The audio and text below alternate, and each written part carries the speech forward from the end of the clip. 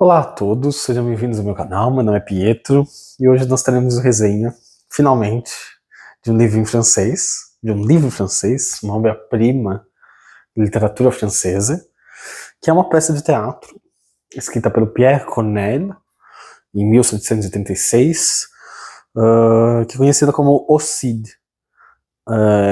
Eu li em francês nessa edição aqui, que é bem genérica, mas é uma edição ok, mas eu também tenho essa edição em inglês, que tem 3 peças. Essa aqui tem umas 10, 11 peças. Essa aqui tem 3 peças. E tem uma edição, acho que com 2 ou 3 peças publicadas pela Martins Fontes, que vem o Cid, outras 2 peças, traduzidas para o português pela Jenny Clabin Segal, acho que é isso. Enfim, e tem outras traduções também, imagino que tenha. Parece que tem uma da editora Príncipes, que está em catálogo, você pode comprar na Amazon.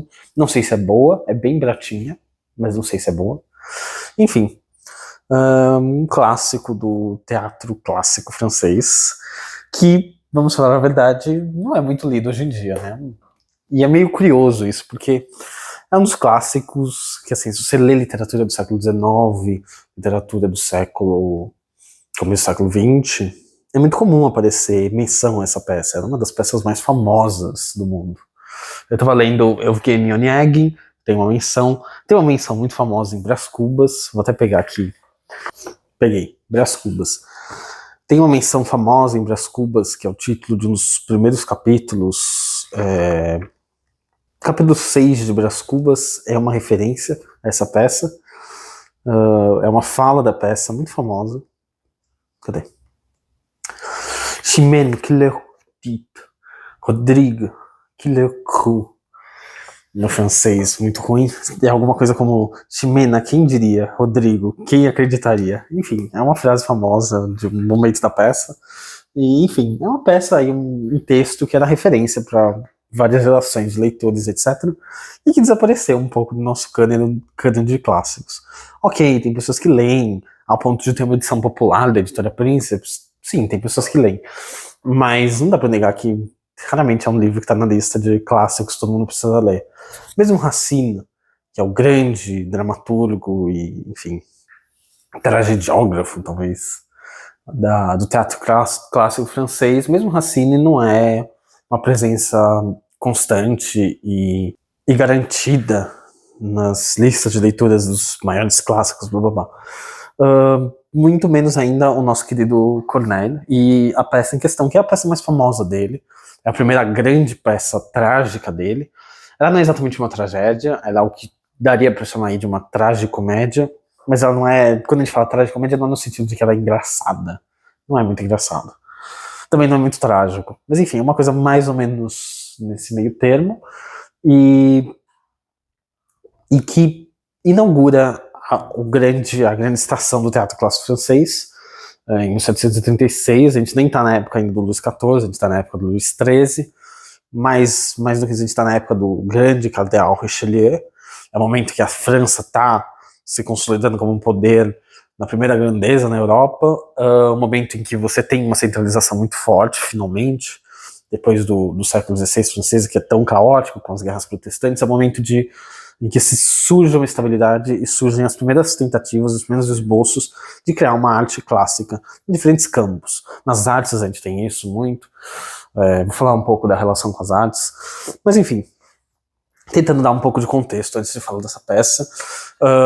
Qual é a história da peça, né? Quem é o Cid? Cid, é um nome estranho, Cid. Não é um personagem da Era do Gelo, Cid, se não me engano? Eu acho que também, mas eu acho que da Era do Gelo é com S. Esse aqui é com C. Mas enfim, quem é o Cid? Bem, se você conhece também literatura medieval espanhola, você sabe muito bem quem é o Cid. É um dos grandes guerreiros, enfim, lendários, mas é uma figura real, né? Mas tem um mito e tem toda uma lenda em cima da Espanha medieval, daquele momento em que a Espanha ainda está se conformando como Estado, você tem Castela, Aragão, Leão, todos esses reinos, e você tem ainda os mouros no sul da Espanha, no momento da Reconquista. Tem as lendas desse grande cavaleiro que foi muito importante para a Reconquista, enfim, foi um grande cavaleiro, um Aquiles da Espanha medieval, e que deu origem a um grande poema épico, que é o Cantar del Mio Cid, que foi escrito lá pelo século XII, um pouco depois da figura histórica do Cid, que o Cornélio não usa para essa peça, ele usa outras fontes, mas que, enfim, uma obra-prima da literatura medieval europeia, pouco lido, eu tenho ele aqui, mas eu não vou pegar porque tá meio longe, mas eu tenho ele, eu já tentei ler, eu li um terço, é bem difícil porque é um espanhol muito arcaico, mas dá para ler, com uma edição boa, com notas, dá para ler. Quem sabe eu não leio em seguida, depois de ler a peça, uma boa ideia. Mas enfim, enfim, tem várias lendas envolvendo o Cid. No poema épico tem a questão das filhas dele, que foram casadas com dois picaretas que batem nelas, ele um pouco se vinga. Não um pouco, acho que ele se vinga bastante. Eu não cheguei nessa parte, mas enfim. Tem também, enfim, uma série de histórias e tal. Mas aqui, o que o Cornélio está trabalhando é a história do, digamos, casamento do Cid. Uma história que não aparece no conto, no Cantar del Mio Cid, que não tem, parece, muito embasamento histórico, que é a história de que o Cid, que se chama Rodrigo, é o nome dele, ele não se chama Cid, ele se chama Rodrigo, ele teria matado o pai da própria noiva, por uma questão de vingança, e mesmo assim ele casou com a mulher depois. Eles estavam meio noivos ou meio prometidos, ele matou o pai, mas mesmo assim ele casou com ela. Essa é um pouco a história base. Até onde eu entendi. Eu não estudei muito sobre as fontes do Cornélio para poder dizer com muita certeza. Me parece que essa é o mito básico da coisa.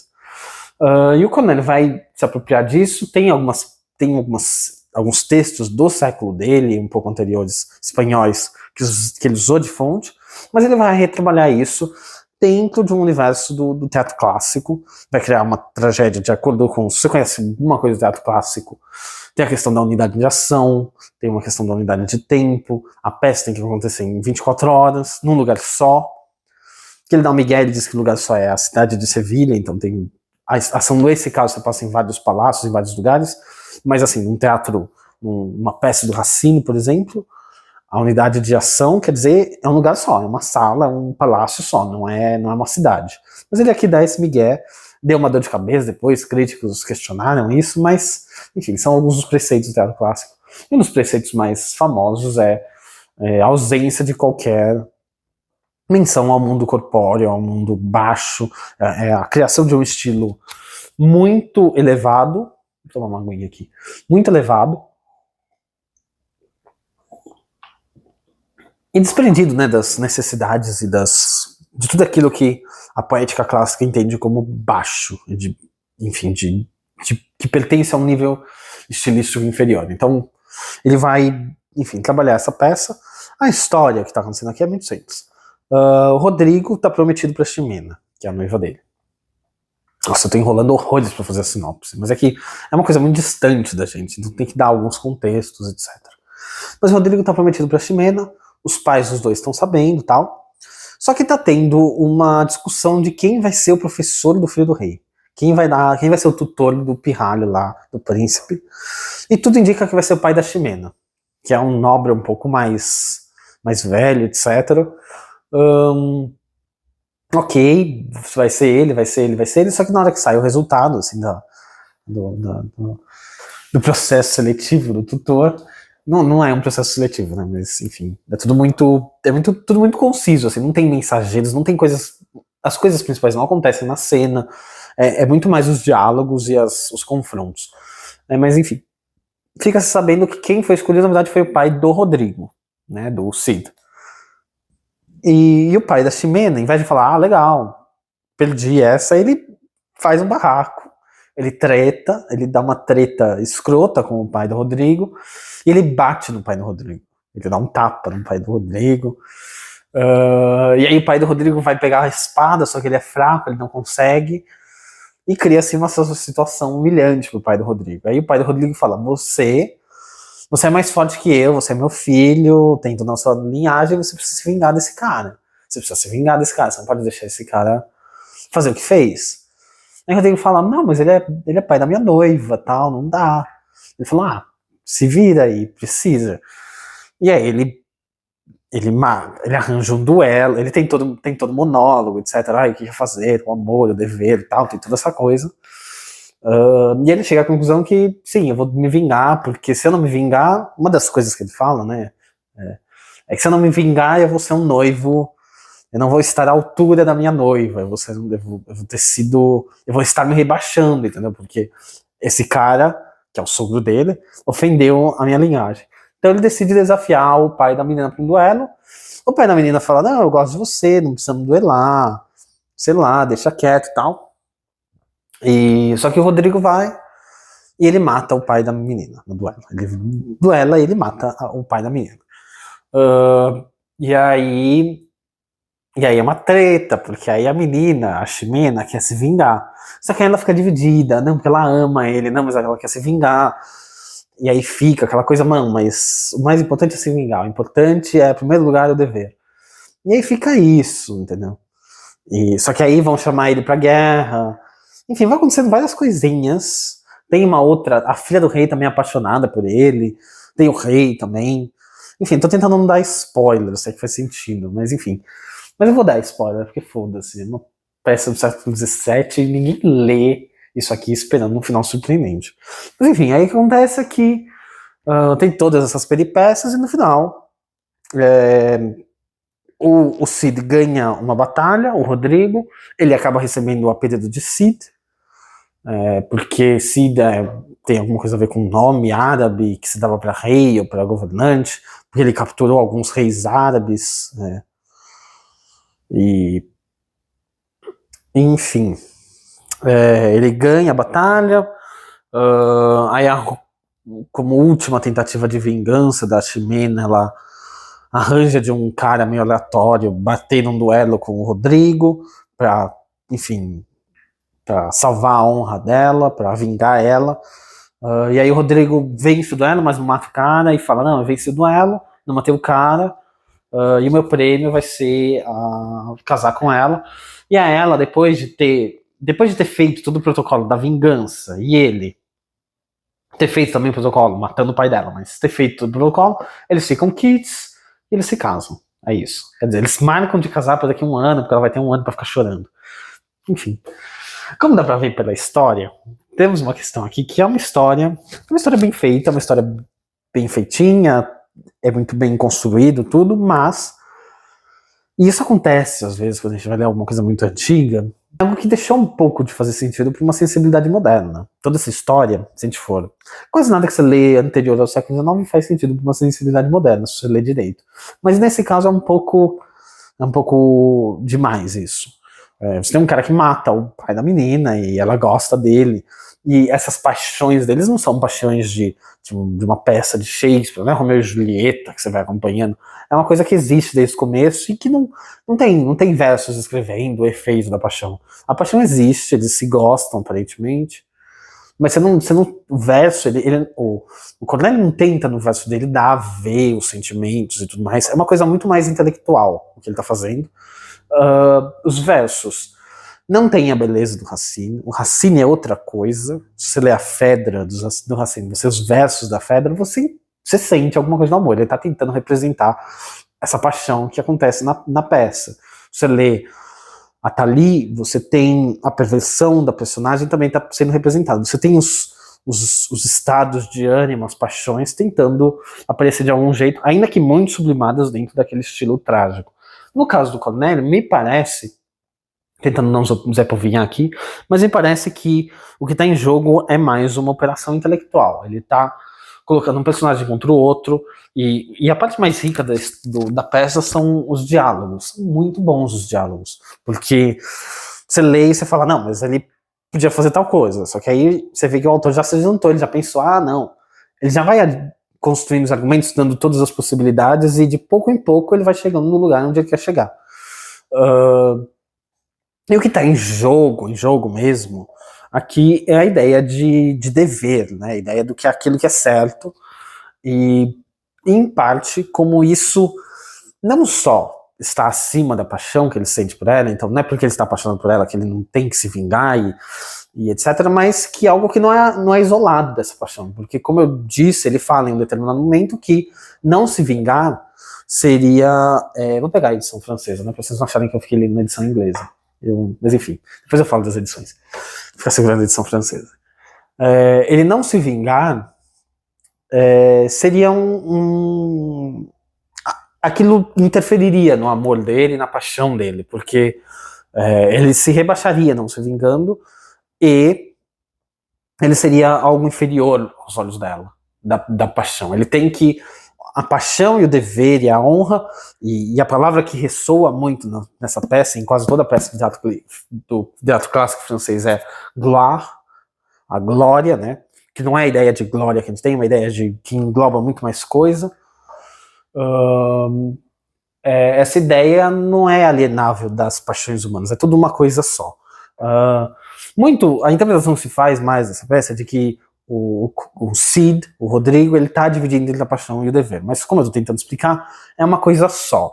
E o sentido trágico da coisa, e onde está o sofrimento, é que não tem outra saída pro herói. Ele tem que enfrentar ele tem que fazer o que é certo, independente de aquilo ser um processo horrível, né? Porque ele não é uma dilema entre, será que é o amor ou o que eu coloco em primeiro lugar? É um processo de purgação. Ele tem que fazer uma coisa de cada vez, ele não tem noção de onde ele vai chegar, porque, enfim, tem várias coisas que vão acontecendo. Eu tentei simplificar muito a história, mas tem várias pequenas coisas que vão acontecendo, então ele não sabe se no final ele vai ficar com a moça, se ele vai lograr se vingar, se ele vai sobreviver a isso, aquilo, ele não sabe, mas ele tem que cumprir essas diferentes etapas de acordo com aquele código de conduta muito estrito, né, muito restrito, muito bem definido. Só que o resultado disso para um leitor moderno, e eu me enquadro nisso, também não vou mentir que foi a melhor leitura do ano, não foi. É um pouco difícil, é um mundo muito diferente do nosso. O resultado disso dá a ver um efeito de que os personagens, né, as personagens aqui são um pouco figuras sem aquela profundidade que a gente encontra no Shakespeare, mesmo no Racine. Eles parecem um pouco, por mais que muita gente fale o contrário, e muitos críticos que gostam muito do Cornélio não vou admitir isso, mas quando você compara com outras peças de teatro, você fica com a ideia que são personagens um pouco rasos, um pouco maquininhas, assim. E como eu estava dizendo, como tudo é um processo de argumentação, etc e tal, não tem espaço para o verso se deliciar e criar aqueles efeitos maravilhosos que a gente também encontra em Shakespeare, às vezes, que a gente encontra no Racine, muitas vezes também. O verso do Cornélio não é sonoro, não tem aquela beleza, ele não tem aquele efeito assim de algo que você consegue desfrutar enquanto poesia mesmo. Ele tá muito a serviço da ação. Tanto que o verso famoso que o Machado de Assis escolhe, que é um momento central na peça, acho que é no terceiro ou no segundo ato, no terceiro ato, que o Rodrigo e a Ximena, naquela situação toda, conversam, e é uma conversa muito lógica, muito racional, não é uma conversa sobre as emoções e aquilo, é uma conversa, é uma argumentação que eles estão fazendo, e que eles têm esse verso que é muito bonito, né? Rodrigo, quem diria, Ximena, quem acreditaria, é bonito isso, eu acho. Mas não é uma beleza poética, assim, abstrata, né? Tudo está muito em serviço daquele contexto. Tem algumas ideias abstratas que vão passando, uma delas que é bem interessante, e que eu acho que pode, enfim, ser interessante para quem for ler, e tiver olhos mais abertos para uma visão histórica mais ampla, é a coisa do absolutismo, que está começando a ser esboçado aqui, a questão do rei, de que você tem que obedecer ao rei, a figura do pai da Ximena, que é quem, enfim, ofende o outro cara, ofende o sogro da filha, e etc e tal, ele não só faz isso tudo, como ele também tem um desprezo pelo rei, ele se vê como mais forte pelo rei, e tudo que acontece do Rodrigo matar ele também tem uma conotação de um sentido de punir uma afronta ao poder legítimo do rei. Então tem um pouco isso em jogo, e isso vai perpassando as falas de diferentes personagens, tanto que a corte e o Richelieu adoraram essa peça, porque ela um pouco passa um pano aí pro absolutismo. Ou pro que estava, para um esboço de absolutismo, porque a gente está na época do Luís XIII, não do Luís XIV, é um pouco diferente. Mas você tem um esforço de legitimizar o lugar do rei na sociedade e a importância dele. Que mais que eu tenho que falar dessa peça? Depois que ela foi feita, como o Cornélio, ele não segue tão estritamente os preceitos aristotélicos, ele tem toda uma série de questões que são bem interessantes de você analisar. Por exemplo, o fato do pai do Rodrigo levar um tapa no palco, tudo isso foi alvo de críticas na época pelos acadêmicos e os intelectuais que, enfim, não viam nenhuma possibilidade de mérito teatral numa peça que não seguisse as regras da poética clássica muito ferrenhamente. Então deu origem a um grande barraco da época, uma grande querela. A França, do século XVII, é uma França de todos, enfim, tem uma peça, tem uma obra de arte, vem uma querela em volta, uma peça de música também tem, século XVII, XVIII, até o século XX, né, você tem a Sagração da Primavera de Stravinsky, que teve a estreia e teve todo um barraco por causa disso. Mas a França tem essa mania de, enfim, tudo por causa da instituição da academia e etc e tal, de ter alguma coisa que não é facilmente assimilável dentro das regras e os preceitos básicos, de criar um escândalo, os intelectuais ficando se degradando, virar um surto, e aí depois a coisa sumir. E depois, para você entender aquilo, estando longe do que aconteceu, é muito confuso, porque tudo parece estar todo mundo falando a mesma coisa, você não consegue entender muito bem qual é o assunto da discussão. Mas a França tem isso. E uma das primeiras, se não a primeira, foi por causa dessa peça, porque críticos que liam muito Aristóteles, e liam muito a poética de Aristóteles, e a poética de não sei quem, a poética de não sei quem lá, viram nessa peça coisas que elas não conseguiam encaixar. Só que, ironicamente, na longa escala dos acontecimentos, foi essa peça que lançou e abriu a porta para o novo teatro clássico francês. Ela que elevou os padrões de qualidade da coisa, ela que um pouco deu o tom do que seria o teatro clássico francês. Ainda que ela não seja exatamente uma tragédia, como eu disse, ela trabalha com elementos e questões da tragicomédia. A quantidade de ação dela é uma coisa que tem a ver mais com a tragicomédia do que com a tragédia. Se você lê uma tragédia de Racine, não acontece tanta coisa. Você tem... é tudo muito mais concentrado, etc. Aqui acontece muita coisa, ela tem alguns episódios, tudo bem que tudo vai levando gradativamente ao desfecho e à solução final. Mas ela tem aí uma quantidade de ação que é um pouco incomum para uma tragédia. E tragédia é importante se dizer, não tem necessariamente a ver com o final ser feliz ou o final ser triste. Acho que tem um inseto querendo entrar aqui. Acho que não tem necessariamente a ver com isso, tanto que a gente tem Divina Comédia, tem a ver com... a gente tem as comédias de Shakespeare, nem sempre são engraçadas, a gente tem as tragédias que nem sempre são trágicas. As ideias de trágico e cômico até o século XVIII, XIX são um pouco diferentes das que a gente está acostumado. Não vou entrar em detalhes aqui nesse vídeo, que já está enorme, não era para ficar tão grande, mas é uma questão importante de estudar assim, com calma. Muito bem. Eu li, agora vou falar um pouco da minha leitura, das edições e, enfim, coisas do tipo. Eu li esse livro nessa edição, que é bem genérica, da editora Garnier, que é uma editora francesa que, enfim, eu acho que tinha uma filial aqui no Brasil, porque tem muitos livros dessa editora aqui no Brasil. Se não me engano, a filial deles, eu não tenho certeza, posso estar enganado, publicou Machado de Assis, né, que era publicado por uma editora com o mesmo nome, se não é que não é a mesma. Mas é uma editora francesa famosa, ela existe até hoje, com outro nome, etc. Não é a melhor editora, tem editoras melhores, mas os livros você acha baratinhos. Eu comprei esse aqui em algum momento da minha vida, que eu nem lembro quando foi, e paguei R$20.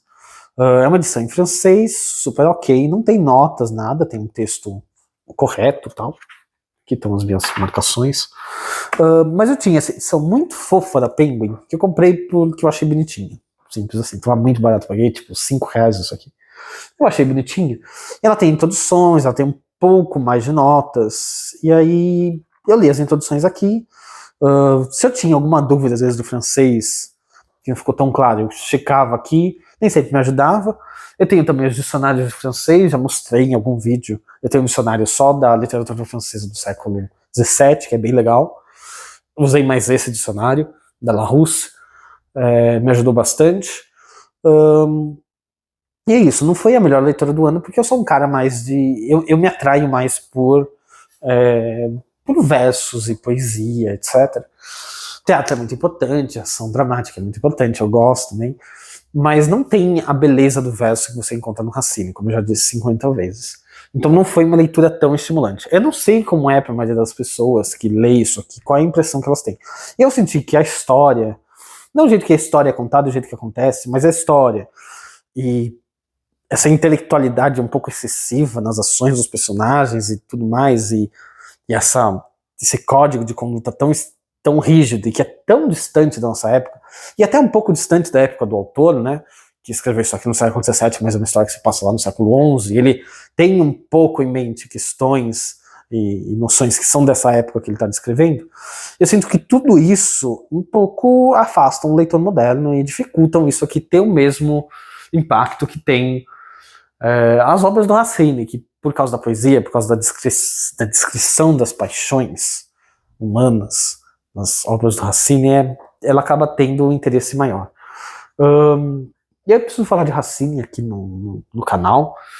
Eu queria falar disso aqui porque eu nunca tinha lido nada dele, e como isso aqui foi escrito em 1686, bem antes do Racine, acho que foi escrito 2 anos antes ou depois que o Racine nasceu, então depois que o Racine nasceu. Então, é um pouco distante. Ainda que o Corneille tenha escrito peças até bastante tempo. Ele morreu bem depois. Ele morreu em 1684. E o Racine, eu não sei quando morre, mas as últimas peças do Racine não passam de 1700, são 1690 e alguma coisa. Então ele é um pouco um ensaio para quando eu for ler os Racines e fazer mais vídeos sobre os Racines. Uma coisa que eu li, que não é exatamente um texto de apoio sobre literatura, os textos de apoio, como vocês que já assistem às resenhas já sabem, estão sempre na descrição, e eu faço um pequeno resumo dos textos de apoio. Eu achei mais fácil fazer assim do que falar aqui, às vezes me confundir com os nomes e tudo mais.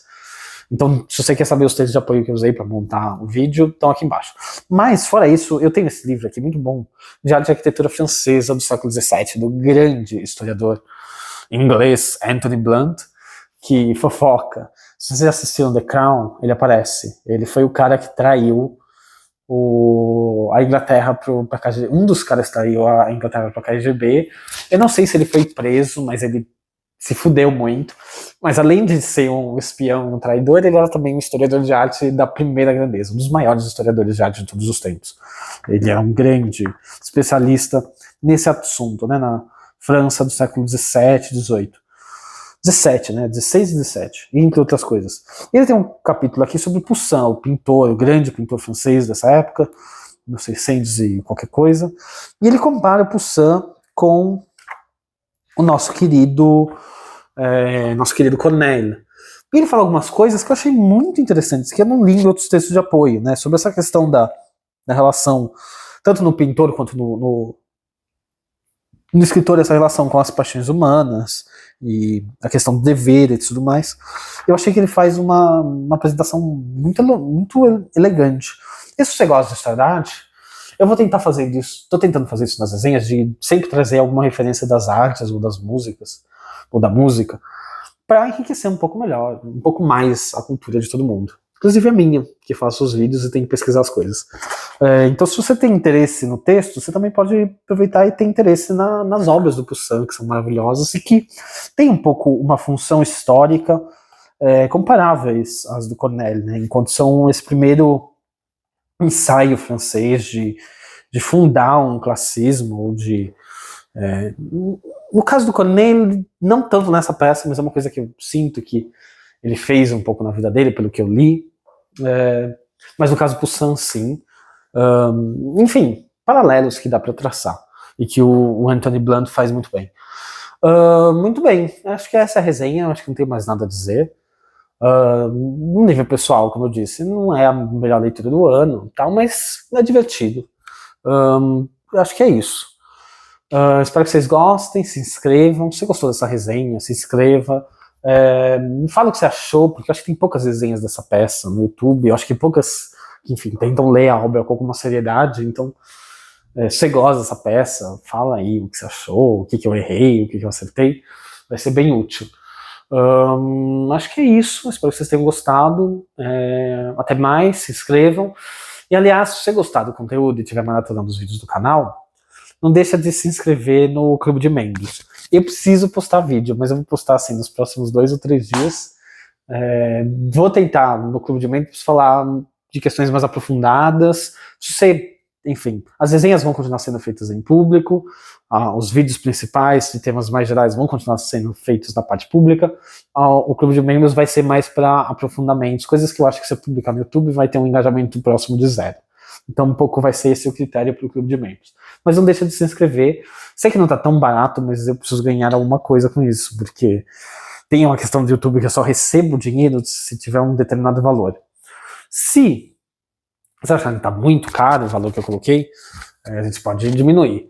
Eu vou me esforçar bastante para fazer esses vídeos, vai me dar um trabalho grande, então eu não queria deixar uma coisa também tão barata, porque é uma coisa que me dá muito trabalho, não é uma coisa que eu vou sentar e ficar falando qualquer coisa. Mas enfim, é isso, espero que vocês tenham gostado, tchau, se inscrevam, compartilhem, explodam, essas coisas que eu sempre falo. Tchauzinho.